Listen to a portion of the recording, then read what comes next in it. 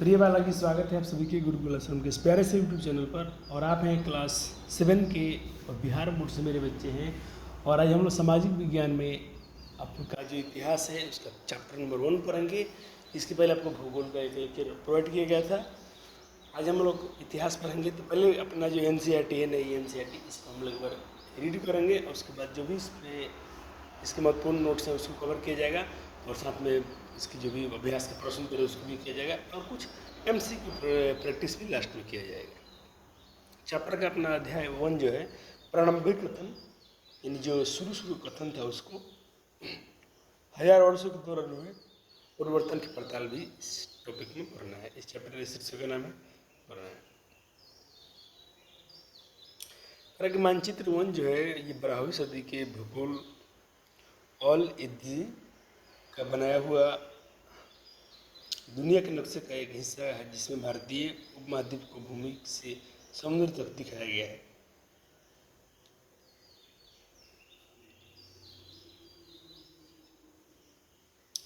जो मानचित्र बनाते हैं उसको मानचित्रकार कहा जाता है, जो चित्र बनाता है उसको चित्रकार कहा जाता है। आपने सुना भी होगा।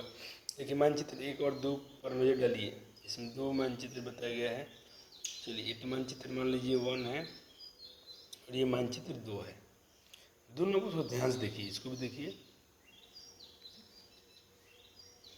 और दोनों को ध्यान से हम लोग देखें तो इसे बोला गया है कि अब भूगोलवेता जो अल इदसी ने 1154 में बनाया था, यहाँ जो नक्शा दिया गया है उसके द्वारा बनाए गए दुनिया के बड़े मानचित्र का एक हिस्सा है और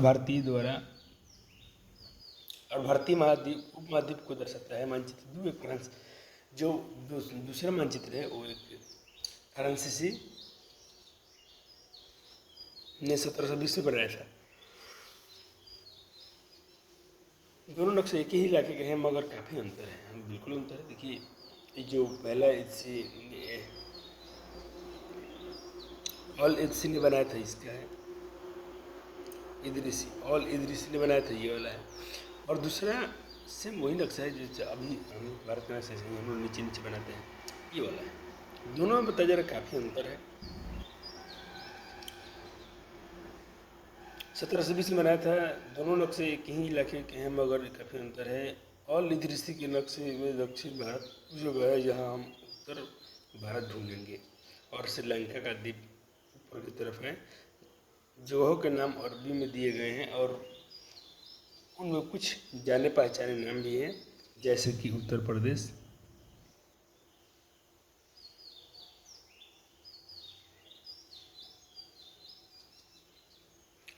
उत्तर प्रदेश के कन्नौज मानचित्र 2 में और मानचित्र 2 पहले मानचित्र के बनने के बाद लगभग 600 वर्ष बाद बनाया गया। इस कालावधि में उपमहाद्वीप के बारे में काफ़ी सूचनाएं काफ़ी बदल गई थी। यह नक्शा हमें ज़्यादा परिचित लगेगा, उसमें विशेषकर तटीय इलाकों के बारीक ब्यौरे देखकर आश्चर्य होता है। यूरोप के नाविक तथा व्यापारी अपनी समुद्र यात्रा के लिए इस नक्शे का इस्तेमाल करते थे।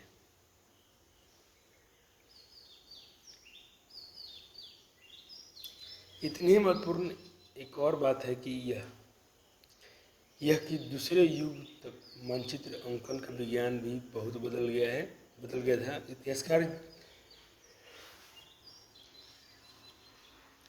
जब बीते युगों के दस्तावेजों के नक्शे और लेखों का अध्ययन करते हैं तो उनके लिए उन सूचनाओं के संदर्भ की उनकी विभिन्न ऐतिहासिक पृष्ठभूमियाँ ध्यान रखना जरूरी है।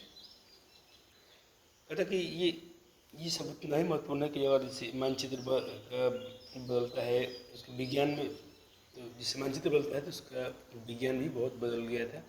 इतिहासकार जो दस्तावेज नक्शा और उसके जो लेख होता है उसका अध्ययन करते हैं और उसके लिए सूचनाओं के संदर्भ में विभिन्न ऐतिहासिक पृष्ठभूमि बहुत जरूरी है। लेकिन जो भी ऐतिहासिक पृष्ठभूमि है उसका भी वर्णन बहुत जरूरी है। अगला अपना टॉपिक है नई और पुरानी शब्दावली।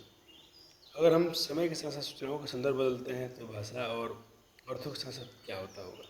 कारण कि अगर समय के साथ सूचना के संदर्भ बदलते हैं तो भाषा के अर्थों के साथ क्या होता होगा। तो भाषा के शायद अर्थ भी बदलते होंगे, ऐसा क्वेश्चन मार्क किया गया है। ऐतिहासिक अभिलेख कई तरह की भाषाओं में मिलते हैं और ये भाषाएँ भी समय समय के साथ बहुत बदलती हैं। उदाहरण के लिए मध्ययुग की फारसी आधुनिक फारसी भाषा से भिन्न है।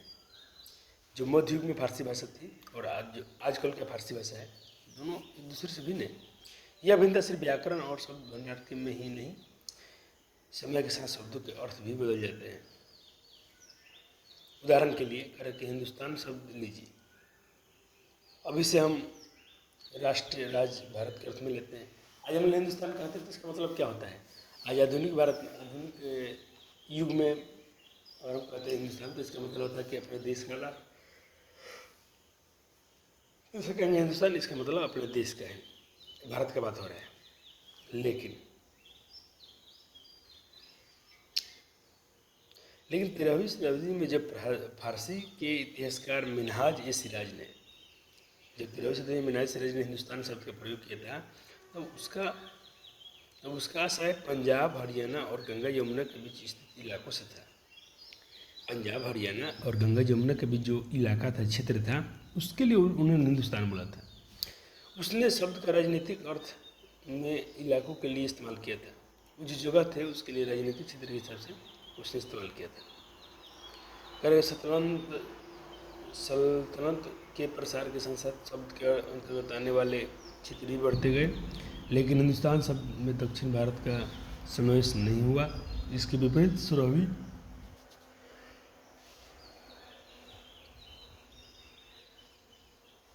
सदी के दक्षिण भारत का समावेश कभी नहीं हुआ। इसके विपरीत 16वीं सदी के आरंभ में बाबर ने हिंदुस्तान शब्द का प्रयोग उपमहाद्वीप के भूगोल, पशु पक्षियों और यहाँ के निवासियों की संस्कृति का वर्णन करने के लिए किया। देखिए, बात वही है, हिंदुस्तान हिंदुस्तान हिंदुस्तान, लेकिन अर्थ बदला।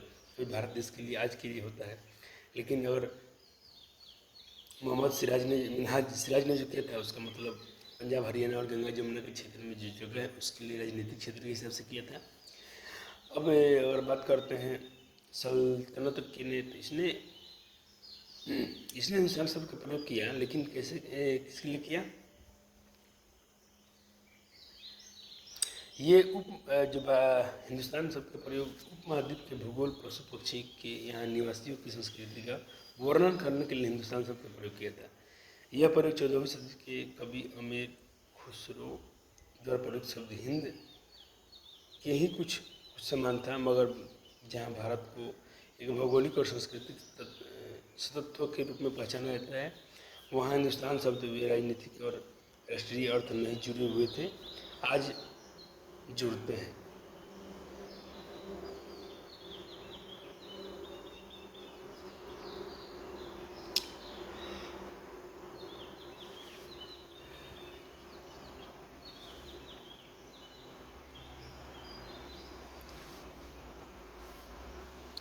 तो ये टॉपिक अब जो ये बच रहा है इसको पढ़ लीजिएगा। तो हम लोग अगला टॉपिक शुरू कर लेते हैं अपना, इतिहासकार और उनके स्रोत। इतिहासकार किस युग का अध्ययन करते हैं और उसे खोज की प्रकृति क्या है, इसे देखते ही हुए वे अलग अलग तरह के स्रोतों का सहारा लेते हैं। उदाहरण के लिए पिछले साल अपने गुप्तवंश के शकों और संवर्धन के बारे में पढ़ा होगा। ये पिछले सिलेबस की बात हो रही है। इस पुस्तक में हम मोटे मोटे तौर पर 700 से 1750 ईस्वी तक लगभग 1000 वर्षों के बारे में पढ़ेंगे। इस काल के अध्ययन के लिए इतिहासकार जिन स्रोतों का प्रयोग करते हैं, उनमें आपको बहुत सी बातें ऐसी मिलेंगी जो पिछले युग से वैसी ही चली आ रही हैं। इतिहासकार इस काल के बारे में सूचना इकट्ठी करने के लिए अभिवसिकों, शिलालेखों, स्थापत्य, भवन निर्माण कला तथा लिखित सामग्री पर निर्भर करते हैं। कुछ बातें पहले कभी भिन्न है। इस युग में प्रमाणिक लिखित सामग्री संख्या और विविधता आश्चर्यजनक रूप से बढ़ गई है। इसके आगे इतिहासकार सूचनाओं के एक दूसरे स्रोत का इस्तेमाल करते हैं। अब यहाँ कुछ दिया है। कागज का मूल्य, ये बॉक्स वाले चैप्टर पढ़ लीजिएगा। मूल्य धीरे धीरे कम करने के लिए समय समय के दौरान कागज क्रमशः सस्ता होता गया और बड़े पैमाने पर उपलब्ध होने लगे। लोक धर्मग्रंथ शासकों के वृत्तांत, संतों के लेखन तथा उपदेश, अर्जियाँ, अदालतों के दस्तावेज, हिसाब, करो खाते, यानी ये बहुत कुछ चीज़ें हैं। धनी व्यक्ति, शासक, जन्म, मठ, मंदिर, पांडुलिपि एकत्रित किया करते थे।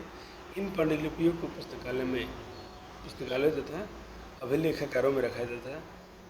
यानी अब धर्मग्रंथ जो भी कुछ सब कुछ लिखने लगा लोग, कागज बनने पर उपलब्ध होने लगे, कागज थोड़ा सस्ता होने लगा, सब चीज़ बनने लगा और इसको अभिलेखागारों में रख दिया जाता। इन पांडुलिपियों तथा दस्तावेजों से इतिहासकारों को बहुत बड़ी विस्तृत जानकारी मिलती है, मगर साथ ही इनका उपयोग कठिन है। उन दिन छापे खाने तो थे, लेकिन लिपिक तथा नकलवसी हाथ से ही पांडुलिपि की प्रकृति बनाते थे। अगर आपने कभी ऐसी किसी मित्र के गृह कार्य की नकली उतारी होगी, जानते हैं आप आसान नहीं है। कभी कभी जो घर का बनता है ना, उसके नक्शे की बात हो रही है, आसान नहीं होता है। कभी कभी आपको अपने मित्र की लिखावट समझ में नहीं आती होगी। अब देखिए, सब चीज़ तो लिखा गया है, लेकिन कहाँ है, हाथ से लिखा हुआ है, रखा गया है। अच्छा, मान लीजिए उसको पढ़ना है तो किसी का राइटिंग समझ में नहीं आता है।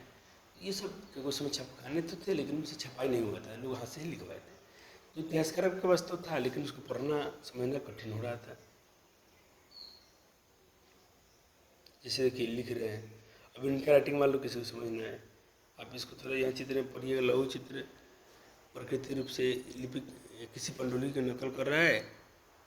चित्र में आकार भी दिए गए, छोटे से आकार के कारण लघु चित्र मिनीचर कहा जाता है। कभी कभी इन लघु चित्रों का प्रयोग लेख में आई पांडुलिपियों को स्पष्टता प्रदान करने के लिए किया जाता था। इतने सुंदर होते थे कि आगे चलकर संग्रहकर्ता अक्सर इन चित्रों को पांडुलिपियों से अलग करके बेचने लगे थे। ये कुछ भाषा में शायद उर्दू, कौन सा फारसी भाषा होगा, पढ़ते हैं, पर लिखा गया है। लेकिन महत्वपूर्ण अंतर आते हैं पांडुलिपि की प्रतिलिपि बनाने में भी कुछ यही होता था। प्रतिलिपियाँ बनाते हुए लिपिक छोटे छोटे फेर में बदल जाते करते चलते थे। कहीं कोई शब्द, कहीं कोई वाक्य, सदी, मतलब कॉपी में तो समझते हो, जीरोक्स। अब मान लीजिए कोई इसमें से लिख रहा है, तो उसमें से किसी ने वर्ड छोड़ दिया, किसी ने वाक्य छोड़ दिया, किसी ने उसमें से कुछ टॉपिक छोड़ दिया, ऐसे ऐसे उसका अर्थ बदलता चला गया। प्रतिलिपि एक दूसरे से बहुत अलग हो गई।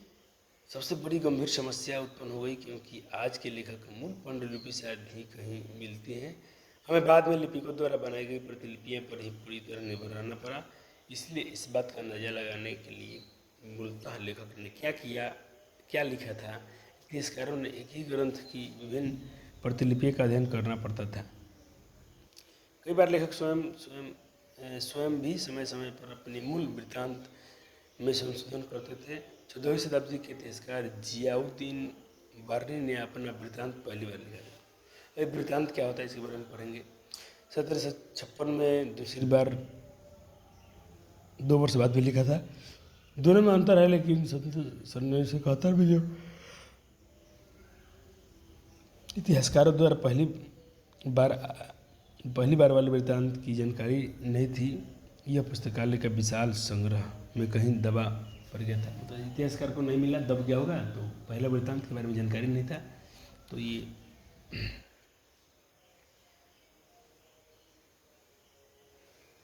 अब टॉपिक है नए समाज और राजनीतिक समूह। सन 1700 से 1750 के बीच में हजार वर्षों के अध्ययन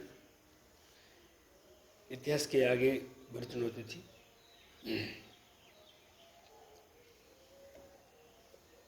यहाँ पर लोग जो कई तरह के खान पान भी, आलू मक्का मिर्ची, सबका काफ़ी ध्यान दे रहे थे। तमाम परिवर्तन, नई प्रौद्योगिकी, फसलें लोग आए और विचार करने लगे। परिणाम स्वरूप काल आर्थिक, राजनीतिक, सामाजिक और सांस्कृतिक परिवर्तन भी आए। मतलब समय के हिसाब से लोगों के सांस्कृतिक, व्यवहारिक, खान पान समय परिवर्तन हुआ, ऐसे से बताया गया। आप एक बार अपने एनसीईआरटी को जरूर डिटेल बाय डिटेल पढ़ेंगे, आपके लिए बहुत जरूरी है। समुदाय का महत्व बढ़ा। एक समुदाय था राजपूत, जिसका नाम राजपुत्र अर्थात राजा के पुत्र से निकला है। 8वीं से 14वीं शताब्दी के बीच यह नाम आमतौर पर योद्धाओं के समूह के लिए प्रयुक्त होता था जो क्षत्रिय वर्ण से होने का दावा करते थे। राजपूत शब्द के अंतर्गत केवल राजा और सामंत वर्ग ही नहीं बल्कि सेनापति और सैनिक भी आते थे जो पूरे उपमहाद्वीप में अलग अलग शासकों के सेवाओं में सेवारत थे। कवि और चरण राजपूतों के आचार संहिता प्रबल पराक्रम स्वाभाविक गुणगान करते थे। इस युग में राजनीतिक दृष्टि से हासिल अवसरों का लाभ मराठा, सिख, जाट एवं कायस्थ मुख्यतः लिपिकों द्वारा मुंशियों कार्य करने वाली जाति। देखो, लिपिकों और मुंशियों कार्य करने वाली जाति कौन कौन है? यह बताएगा मराठा, सिख, जाट एवं और कायस्थ। ये बहुत पढ़े लिखे होता था, इसलिए आदि समूहों में उठाया। इस पूरे काल के दौरान जंगलों की कटाई हो रही थी, खेती का इलाका बढ़ता जा रहा था। कुछ क्षेत्र में यह परिवर्तन अन्य क्षेत्रों की अपेक्षा अधिक तेजी से हुई। पूरे तौर पर पर्यावास परिवर्तन के कारण कई जमीन की जुताई करने लगे, कृषक बन गए। कृषकों से नए क्षेत्रीय बाजार मुखियाओं, पुजारियों, मठों और मंदिरों प्रभावित होने लगे। वे बड़े और जटिल समाजों का अंग बन गए। उन्हें कर चुकाने पड़ते थे और स्थानीय मालिक वर्ग की बेगार करनी पड़ती थी। परिणाम स्वरूप किसानों के बीच आर्थिक और सामाजिक अंतर उभरने लगे। कुछ के पास ज़्यादा उपजाऊ जमीन नहीं होती थी, कुछ लोग मवेशी भी पालते थे और कुछ लोग खेती से खाली समय में दस्तकारी आदि तक कुछ काम कर लेते थे। जैसे समाज में अंतर बढ़ने लगा, लोगों जातियों और उपजातियों में बंट जाने लगे और उनकी पृष्ठभूमि के व्यवसाय आधार उन्हें समाज में ऊंचा और नीचा दर्जा दिया जाने लगा। यही से समाज में बच्चा जी जाति भेदभाव सब होने लगा।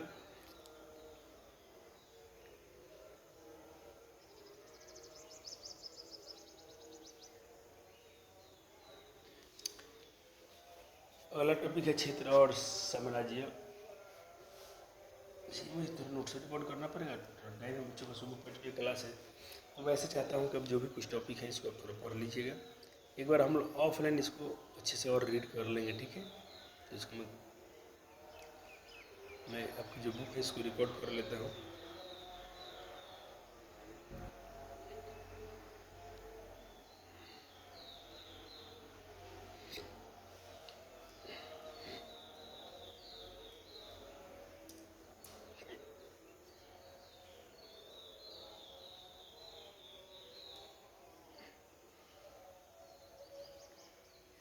क्या हो जा रहा है?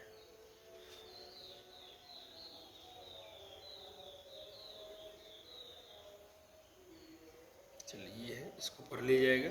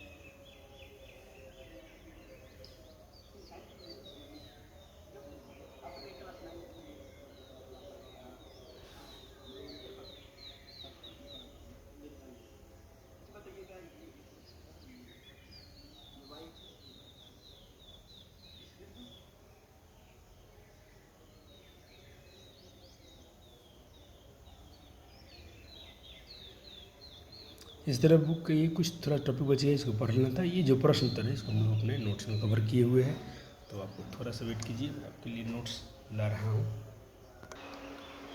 तो ये रहे बच्चा जी आपके नोट्स जो हम लोग पढ़े थे। अब उसके सारे टॉपिक उसमें लिख लेना है, ठीक है?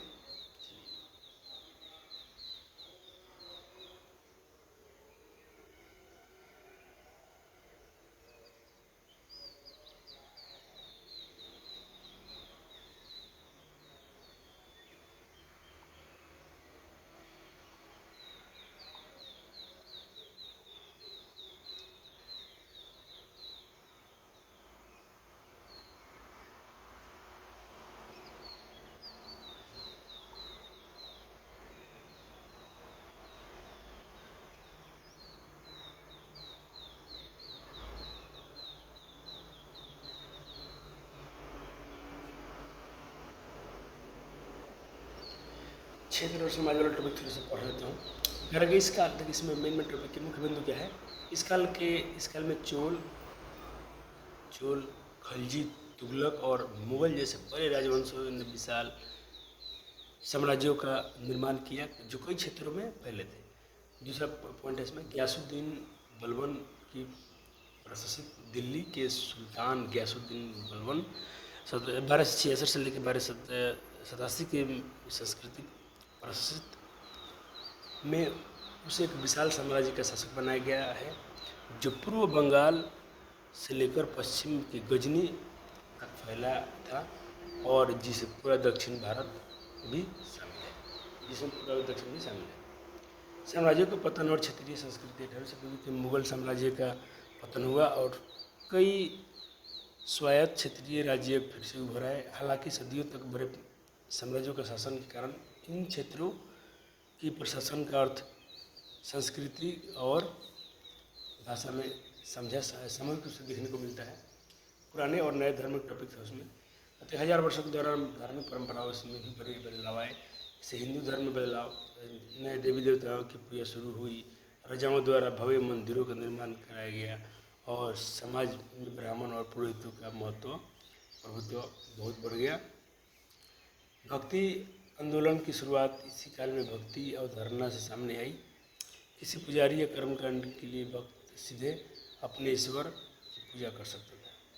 इस्लाम का आगमन, मतलब कि जो भारत में 7वीं सदी में व्यापारी और प्रवासियों के जरिए कुरान शरीफ का संदेश भारत पहुंचा। मुसलमान कुरान को अपना पवित्र धर्म मानते हैं और ईश्वर की सत्ता की स्वीकार करते हैं।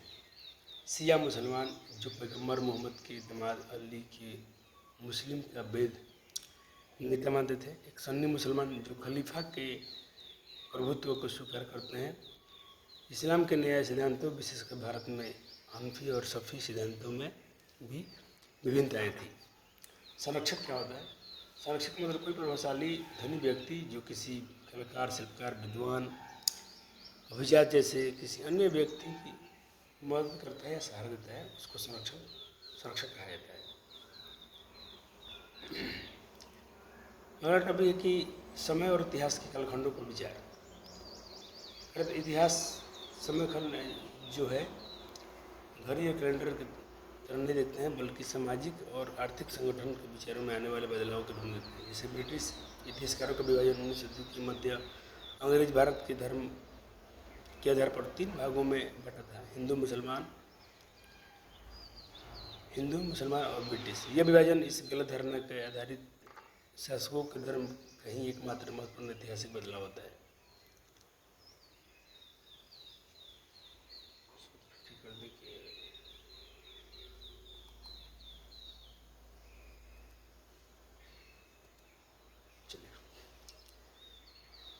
अगला है आधुनिक विभाजन। आज के अधिकांश इतिहासकार आर्थिक और सामाजिक कारकों के आधार पर इतिहास के 3 भागों में बांटते हैं, जैसे प्राचीन काल, एक मध्यकाल, एक आधुनिक काल। आधुनिक काल हमारे क्लास 8 के पाठ्यक्रम में सिलेबस में है, हम इसको पढ़ेंगे। ये 7 क्लास में था और प्राचीन काल 6 क्लास में पढ़ाया गया था। अब जो आपके बुक का प्रश्न था उसको देख लीजिए। पहला सवाल था कि अतीत में विदेशी किसे माना जाता है? मध्यकाल में विदेशी शब्द का प्रयोग किसी व्यक्ति के लिए किया जाता था जो उस समाज या संस्कृति का हिस्सा नहीं होता था, यानी जो एक अनजान व्यक्ति हो। उदाहरण के लिए किसी काम में आने वाला कोई अजनबी व्यक्ति जो उस समाज का न हो, उसे विदेशी कहते थे। आज तो विदेशी हम दूसरे देश वाले कहते हैं। नीचे सवाल दिया गया है, सही और गलत कथन आपको पकड़ने हैं। पहला सवाल है कि सन 700 के बाद काल के संबंध में अभिलेख नहीं मिलते हैं, सही गलत? तो उत्तर में आप कहेंगे ये गलत है, क्योंकि इस काल के बारे में जानने के लिए बहुत अभिलेख और लिखित सामग्री उपलब्ध है। दूसरा सवाल है कि इस काल के दौरान मराठों ने अपना राजनीतिक महत्व की स्थापना की? हाँ, बिल्कुल। उपमहाद्वीप के क्षेत्र में चोल, खलजी, तुगलक और मुगल विशाल साम्राज्य खड़ा कर दिया। हाँ, यही बात सही है। अभी हम लोग थोड़े पहले पढ़ते हैं। संत कबीर ने सिख धर्म की स्थापना की थी? गलत। सिख धर्म की स्थापना गुरु नानक ने की थी। ये भरना है, जैसे पहला सवाल है कि अभिलेखकारों में डैश रखे जाते थे, तो उसका आंसर हो जाएगा अभिलेखकारों में दस्तावेज और पांडुलिपि रखे जाते थे। ख नंबर सवाल है डैश डैश 14वीं शताब्दी के इतिहासकार था, कौन? तो जियाउद्दीन बर्नी 14वीं शताब्दी के इतिहासकार था। ग नंबर सवाल है डैश और डैश इस उपदय काल के दौरान नई फसलें हैं, यानी आलू, मक्का, मिर्च, चाय, कॉफ़ी और कॉफ़ी इस उपमहाद्वीप में इस काल के दौरान लाई गई कुछ नई फसलें हैं।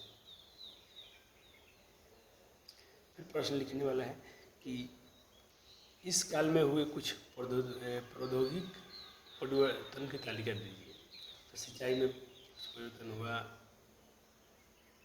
कलाई में कुछ रंग जो शुद्ध करते हैं चरखा में, युग में आने वाले कुछ हथियारों के बारे में परिवर्तन हुआ। अगर कि 5 नंबर क्वेश्चन, इस काल के दौरान हुए कुछ धार्मिक परिवर्तनों की जानकारी दीजिए। क्योंकि धार्मिक परिवर्तन बताया कि हिंदू धर्म में बदलाव आया, नए देवता की पूजा शुरू हो गई, जो हम लोग जस्ट पहले पढ़े थे। भक्ति आंदोलन का उदय हुआ, इस्लाम धर्म का आगमन हुआ। पिछली कई सदियों में हिंदुस्तान शब्द का अर्थ कैसे बदला? हम पढ़े थे कि किसी ने राजनीतिक क्षेत्र के लिए इस्तेमाल किया था, किसी ने आज तो भारत शब्द के लिए इस्तेमाल होता है, किसी ने वहाँ के पशु पक्षियों और संस्कृतियों के लिए हिंदुस्तान शब्द का इस्तेमाल किया था। अगला सवाल है 7 नंबर, इसको थोड़ा हाईलाइट कर लूँ। 7 नंबर सवाल है कि जातियों के मामले कैसे नियंत्रित किए जाते थे? जैसे समाज में अंतर बढ़ने लगे, लोग अलग अलग जातियों में उपजातियों में बढ़ने लगे थे, इन मामलों को नियंत्रित करने के लिए निम्नलिखित कुछ नियम थे। जातियाँ अपने सदस्यों के व्यवहार को नियंत्रित करने के लिए खुद के नियम और कानून बनाती थी। इन नियमों का पालन करने के लिए बुजुर्गों की सभा होती थी, जिसे कुछ इलाकों में जाति पंचायत कहा जाता था। इसके साथ ही जातियों को अपने निवास के गांवों में सामान्य रिवाजों और सरकारी नियमों का पालन करना भी पड़ता था, जिन पर अक्सर किसी मुखिया का शासन होता था।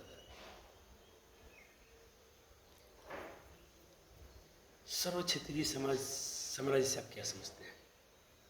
तो सर्व क्षेत्रीय समाज का अर्थ होता है विशाल साम्राज्य जिससे छोटे क्षेत्र तक सीमित न होकर कई अलग अलग भौगोलिक, भाषाई और सांस्कृतिक क्षेत्रों तक फैला होता है। उदाहरण के लिए चोल, खलजी, तुगलक, मुगल राजवंशों ने साम्राज्य सर्व क्षेत्रीय थे, क्योंकि इन्होंने देश के बहुत बड़े हिस्से पर अपना नियंत्रण स्थापित किया था। हाँ,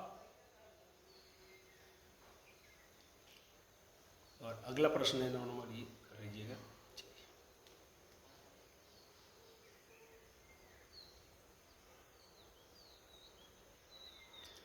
और इस तरह से आपके 10 नंबर क्वेश्चन इसको भी कर लेना है।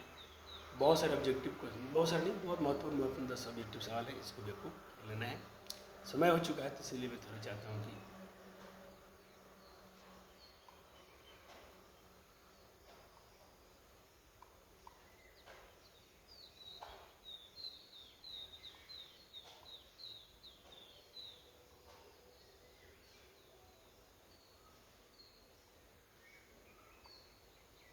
हो गया। तब ये भी बच्चे से मिलूंगा। Thank you. वीडियो को लाइक और शेयर कर दीजिएगा, नोट्स बनाइए, बुक पढ़िए, और गर्मी का सीजन है तो घर में बैठ कर बुक पढ़ते रहना है, ताकि पढ़ाई में कोई बाधा ना आए और सिलेबस भी कम्प्लीट खत्म हो जाए, और आपका ये गर्मी का छुट्टी जो भी स्कूल से होगा तो उसमें फीडबैक मिलेगा। थैंक यू, धन्यवाद।